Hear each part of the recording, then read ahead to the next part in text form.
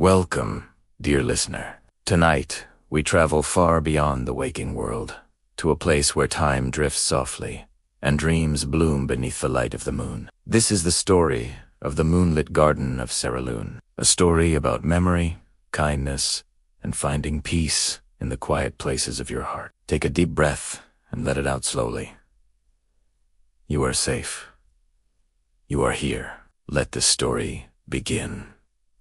There once was a small village, tucked between silver hills and whispering forests. Its name was Serelune, name that meant moonlight's rest. In this village lived a woman named Maren. She lived alone, in a quiet stone cottage covered in ivy and thyme. Her days passed, gently sweeping the floor, feeding the fire, listening to the wind hum through the trees. But sometimes, when night arrived and the moon rose high, she felt something stir inside her, a longing she couldn't quite name. It was like hearing a familiar song from a dream, long forgotten. One night, unable to sleep, she stepped outside. The village lay still, windows dark, the air cool and clear. She looked up at the moon, so bright it seemed almost alive. And then she heard it. A faint sound, like chimes carried on the wind. Soft, distant, inviting. Without thinking, Maren followed the sound beyond the village, down a narrow path lit only by moonlight. The air shimmered faintly, and she began to feel as though she was walking not through the forest, but through a dream. After what felt like both a moment and an eternity, she came upon an ancient gate made of silver vines. It glowed faintly beneath the moon, as if the light itself had woven it. At its center, a single word shimmered. Welcome. She hesitated only for a moment, then reached out and touched the gate. It opened without a sound.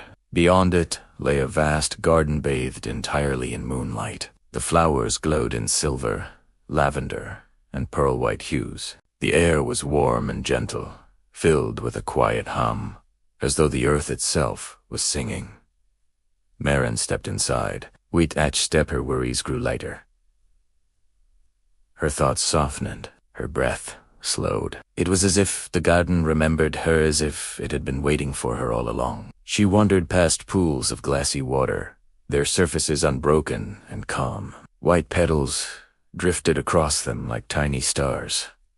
She felt peace-deep, wordless peace. And then she saw him. Standing beneath a silver willow was a figure dressed in soft gray robes. His hair shone like starlight, and his eyes were calm, the kind of calm that feels like home. He smiled, as if greeting an old friend. "Welcome, Maren," he said gently. "You've come a long way." Maren blinked in surprise. "How do you know my name?" she asked. The man simply smiled. "I know all who carry the light of remembrance. You were called because your heart remembered this place." He gestured toward the garden. Every soul has a garden like this, a place that blooms when we remember who we truly are.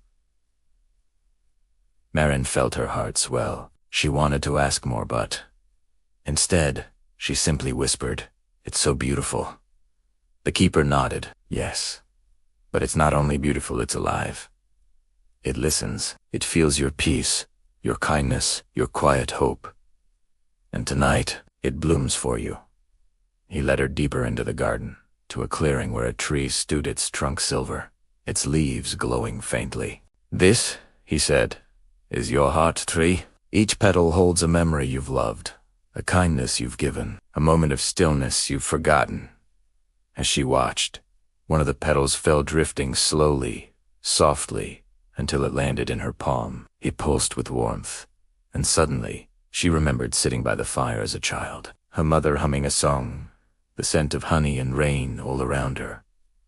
Tears filled her eyes. "I thought that memory was gone," she whispered. "Nothing is ever lost," said the keeper, "only sleeping until the heart is ready to wake."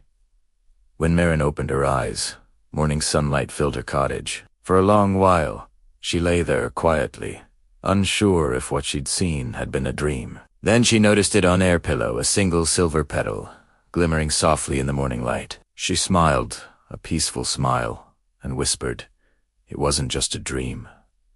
That day, everything felt different. The air seemed brighter, the world softer. When she walked to the lake, The surface reflected the sky so perfectly it looked like another world waiting just beneath. For a moment, she thought she saw the keeper's reflection beside hers faint, shimmering, smiling. Then it was gone, she whispered. I remember. Maren began tending her small garden again, one she had ignored for many years. She planted lavender for calm, jasmine for clarity, and rosemary for remembrance. Each morning she watered them as the mist rose, and each evening she watched the petals close beneath the fading sun. The villagers noticed her more often now. They said she looked lighter, as though she carried the moon within her. Children would wave as she passed. Elders would smile without knowing why. When they asked what had changed, she would simply say, I found my garden again. Some nodded politely. A few understood completely. One night, under a sky full of stars, Maren sat outside with her tea. The wind carried a familiar scent, wild thyme and rain. And then she felt the garden's presence again. The silver gate shimmered faintly in the distance, just for a moment, and a voice whispered on the wind. Every heart has a gate, Maren, and every gate a key. You've remembered yours. Keep it open. That night, she dreamed again. In her dream, she stood once more in the moonlit garden. The keeper smiled and placed something in her hands, a small golden seed. When the time is right, he said, plant this where it feels true. It will remind you of what cannot be lost. When she woke, the seed was real, resting in her palm, glowing faintly. Weeks passed. The seasons turned, and then one night, as the full moon rose high, Maren walked barefoot into her garden. She knelt at its center and pressed the seed into the soil. The earth was cool beneath her hands, and when she whispered a quiet thank you, the ground glowed softly. A small sprout unfurled its leaves, silver and new. Tears filled her eyes, but they were gentle tears, the kind that come not from sadness, but from understanding. She smiled and whispered, You've found your way home. Time passed like a slow river. Maren grew older, but her peace only deepened. The people of Serelune came to call her the Lady of the Moon Garden. They visited her for comfort, for kindness, for stories told beneath the stars. When children asked, Is the garden in your stories real? She would smile and say, It is as real as your dreams. And one day, you'll see it too. When her final night came, they said she fell asleep in her chair, smiling beneath the full moon. And in the morning, though it was the middle of winter, her garden was in full bloom. At its center, a single silver tree shimmered, softly petals, glowing like the night sky. No one ever found the moonlit garden again. But sometimes, when the moon is high and the world is quiet, travelers say they can hear a faint humming, a song carried on the wind, guiding them toward peace. And now, dear listener, it is time to rest. Let your breath slow. Let your body grow heavy. Let the story fade like mist over water. You are safe. You are calm. You are home. And somewhere beyond the edges of dream and time, your garden waits for you, silver and still, bathed in endless moonlight. Sleep well. Good night.